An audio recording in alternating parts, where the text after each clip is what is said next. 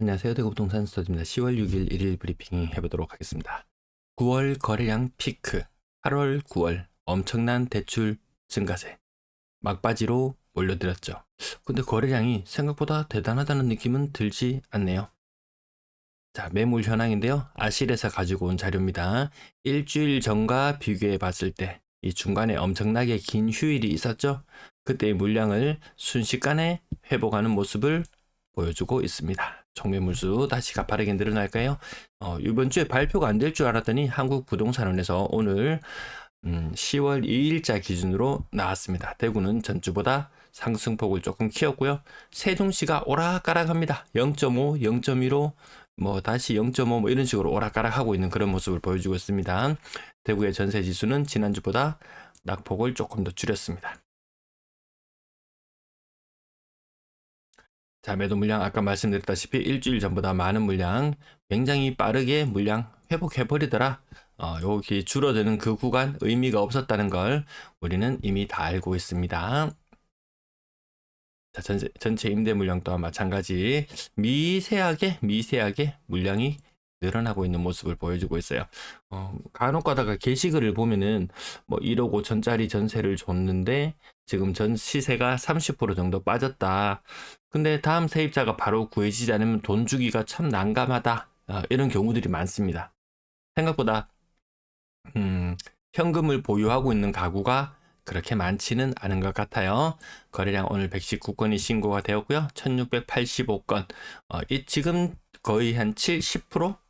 80% 거의 한 80% 가까이 신고가 되었다고 보면 될 거예요. 지난달을 보면요, 1600건이던 것이 2000건 수준으로 마무리되는 모습을 보셨죠. 그러면 지금쯤 되면 한 80% 정도 거래가 신고되었구나. 그렇게 살펴보면 이번 달 말 2250건 정도 이 정도로 예측하고 보는데 그것보다 조금 못 미칠 수도 있겠다. 이런 관점으로 바라보고 있습니다. 그래서 8월달, 9월달 엄청나게 많이 늘어난 가계 대출에 비해서 거래량 증가는 생각보다 크지 않구나. 주간 거래량 500건 정도씩, 500건 정도씩 거래량이 발생할 걸로 예측하면서 지금 10월의 거래량은 이쯤 되면은 다시 줄어드는 모양새로 가지 않을까 그렇게 예측하면서 바라봅니다. 제가 여기 날짜별로 이 특례 보금자리론 관련해서 이미 재원이 소진된 것은 9월 한 10일경에 다 소진되었어요. 그럼 돈도 없는데 뭘로 빌려주냐? 마이너스로 땡겨서 빌려주고 있을지도 모르겠어요. 그래서 저는 9월 한 10일 이후로 고가의 아파트들 거래가 좀 생각보다 뜸할 것이다 이렇게 말씀드렸는데 정부에서 공식적으로 이야기하기로는 9월 26일자로 특례 보금자리론 일반형 공급을 중단한다 이렇게 발표했죠.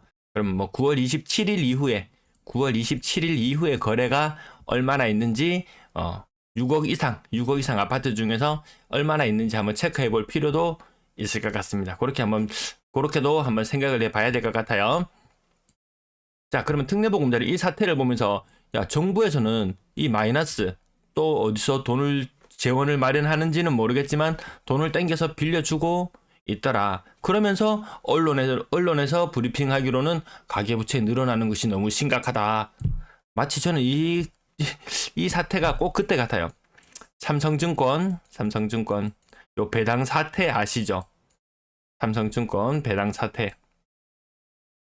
한 주당 3,000원씩을 배당해 줘야 되는데 3,000주를 그때 한 삼성증권이 한 주당 한 5만 원 했나요? 5만 원, 50만 원, 500만 원, 5천만 원. 그래서 갑자기 한 통장에 막 10몇 억씩 통장에 막 꽂혀버리는 이런 사태 있었죠. 이거 인출해가지고 쓰고 막 도망가고 막 난리 치겠던 사람들 절단나고 그런 사태가 있었잖아요. 있지도 않은 증권을 지멋대로 발행해버리는 그런 사태 마냥 특례 보금자리론 마이너스로 땡겨 쓰는 사태가 조금 위태해 보이기도 합니다. 많이 올랐다 반등했다 그런 이야기도 무수히 많이 있지만 10억 넘어가면 버머센트럴 프루지오 같은 경우도 좀 층이 낮으니까 가격이 좀 9억대 층이 높아지면 10억도 나오기도 하고요. 고점 대비로 보면 60자 앞에 60자가 보이죠.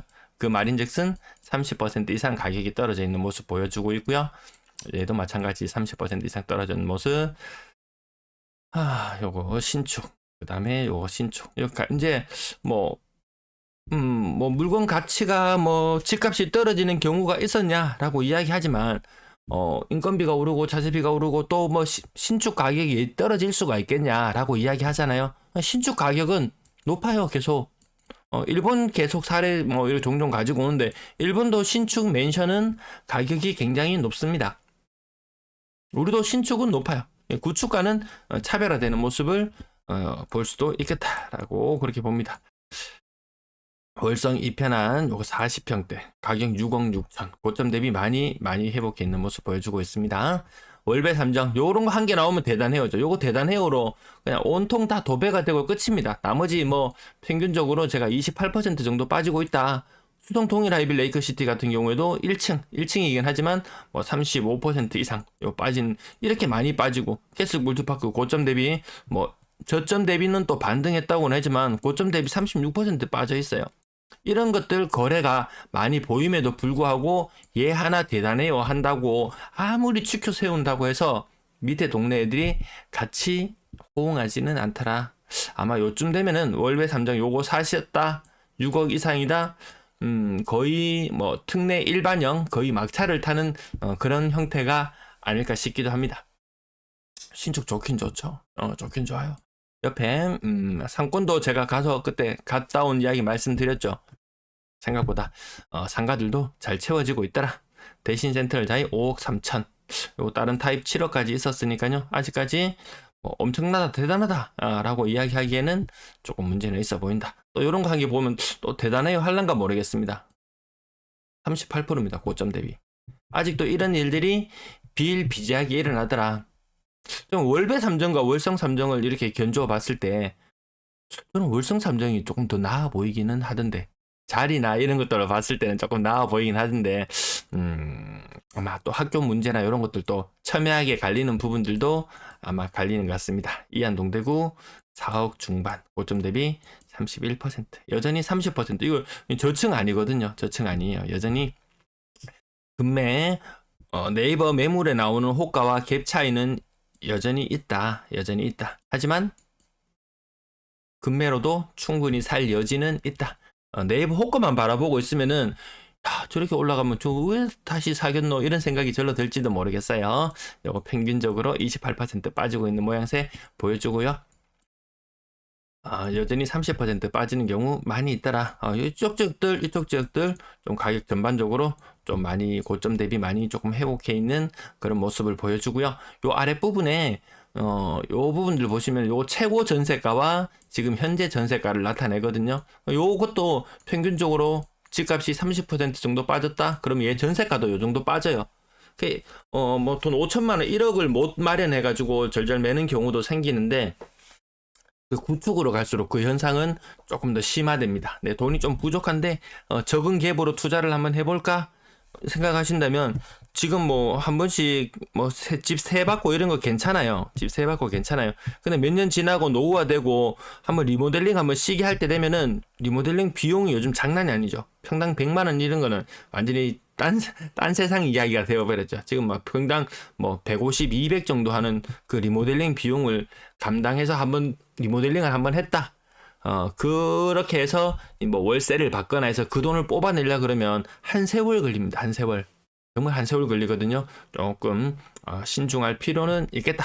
자금력이 조금 부족한 사람들도 조금 저렴한 가격에 살 수 있도록 자꾸 투자하다가 이렇게 하다가 재발등 찍는 이런 일이 생기지 않았으면 하는 바람도 조금 있습니다. 고점 대비 요 정도 빠지는 모습 대충 요 정도만 많이 빠진 것만 볼까요? 많이 빠진 것만. 네. 이렇게 보면은 또 한 두어 달 전까지만 해도 30% 이상 하락하는 경우 건수는 또 그렇게 많지 않았었는데 오늘 보니까 또 30% 이상 고점 대비 하락하는 것들도 제법 많이 보여지기도 하네요. 침산 1차 푸르지오 요것도 보시면 거의 37%가 빠졌거든요. 고점 대비 1, 2, 3, 4, 1, 2, 3층 1, 2, 3층도 아니잖아요. 1, 2, 3층도 아님에도 불구하고 이런 애들이 나오더라. 어제 왜 이런 일들이 그러면 계속 생기느냐 이 가격대에 1년 적정 물량이 뭐 1.2만 가구 대구에 요 정도 본다 치더라도 지금 10월, 11월, 12월에 몰린 입주만 1.2만 가구예요. 이번만 끝나면 한숨 돌리겠지 하지만 2024년에도 입주는 여전히 많이 있습니다. 그것도 비싼 입주금을 내야 되죠. 돈 재원 마련하기가 만만치 않습니다. 대출은 자꾸 옥죄고 있지. 감당하기 조금 버거워지는 그런 사례들도 있더라. 그린멘션이 진짜 고점 대비 거의 한 35% 빠집니다. 30% 빠지는 거 굉장히 많네요, 오늘. 조금 이게 이런 모습이 덜 나타날 때도 있고 많이 나타날 때도 있고 어쨌든 평균적으로 이 정도 나타나는 모습.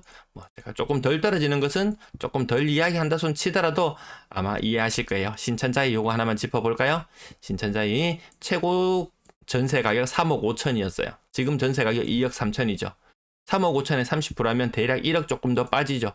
전세가도 여전히 30% 정도 빠져 있더라. 이렇게 해서 돈 마련해줘야 되는 집들이 향후 지금 시작되었는데 요 사태가 한 1년 정도 가거든요. 높은 전세 가격이 유지되었던 것이 한 1년 정도 가기 때문에 뭐 위기가 끝났다 간다 뭐 이런 이야기 하기에는 좀 이른 감이 없지 않아 있는 것 같습니다. 누군가는 이야기합니다. 해 뜨기 전이 가장 어둡다. 그러니까 지금이 가장 어두울 때다 간다라고 이야기할지도 모르겠지만 지금 가격 하락했다가 절반 정도 되돌림을 보여주는 일부 있죠. 근데 그 외에 모든 곳이 다 되돌림이 일어났던 건 아니에요. 그러면 이렇게 이런 논리를 펼치자면 저는 또 반대의 논리를 또 펼칠 수도 있겠죠. 해질녘이 가장 화려하더라. 놀지는 모습들 좀 근래에 보니까 좀 알록달록 잘 물들어 있더라고요. 해질녘이 가장 화려하더라.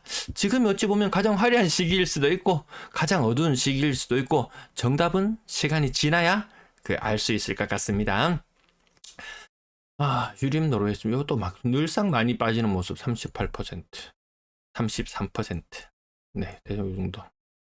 33%, 31%. 직거래도 아닌데 만천 우방탄은 근래 계속 많이 빠지고 있어서 47%. 여전히 31% 많이 빠진 것만 짚어봤어요. 나머지 뭐 평균적인 수준이거나 아니면 평당 뭐 국평 기준 30평대 대충 1,000만 원 정도 하는 선 크게 안 올랐던 곳 뭐 그런 것들 감안하셔서 보시면 될 것 같고요. 여전히 많이 빠지죠. 청구제네스 한번 볼까요? 청구제네스 4억 8천까지 갔던 것이 3억. 그것도 12층입니다. 12층. 3억. 고점 대비 37.5%. 뭐 이런 것들 가격 생각해 보면은 아직까지 2017년 혹은 16, 17, 18년의 가격에 머물러 있는 곳도 제법 되더라. 인기 있는 지역들 이번에 좀 몇 군데 계속 윤곽이 드러났다.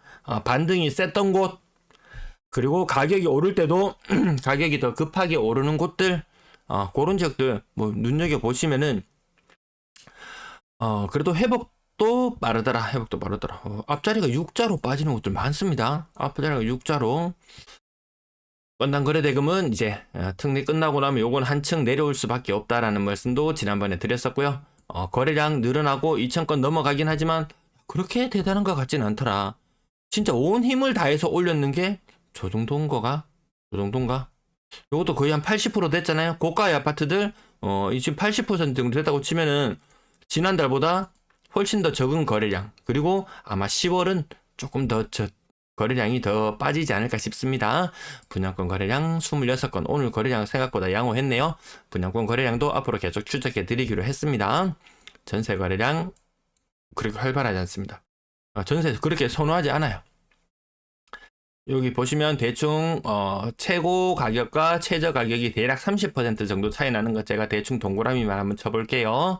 이렇게 쳐보시면 대다수의 아파트들이 매매가가 30% 가까이 빠진 것처럼 전세 가격도 30% 빠지더라. 네, 그 현상을 보실 수 조금 덜 빠지는 것도 중간중간 끼어 있긴 합니다. 하지만 조금 더 많이 빠지는 것도 보이기도 하고요. 뭐 보통 30% 다 빠졌습니다. 매매 가격, 전세 가격, 지금 동그라미 치는 거 보시면 아시겠지만 대다수가 30% 빠졌더라. 엄청 많이 빠진 것도 보이긴 하지만 또 너무 많이 빠진 것도 또 같은 기준으로 볼 수도 없을 거예요. 대략 30% 이상 빠지는 모습들.